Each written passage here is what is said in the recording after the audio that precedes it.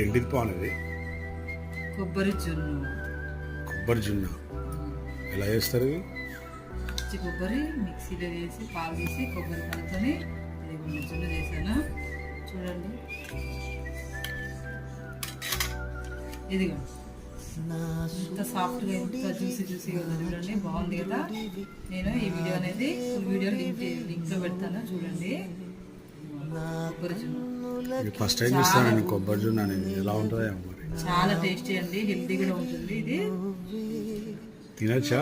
మళ్ళీ ఏమన్నా హాస్పిటల్కి వెళ్ళాలా? లేదు చిన్న, ఎందుకు అట్లా మాట్లాడతారు? చూస్తాయా? ఎంత బాగుంటుందో తెలుసా అండి. ఇది చాలా హెల్తీ కూడా ఉంటుంది. పిల్లలు స్నాక్స్ అడిగినప్పుడు జున్ను చేసి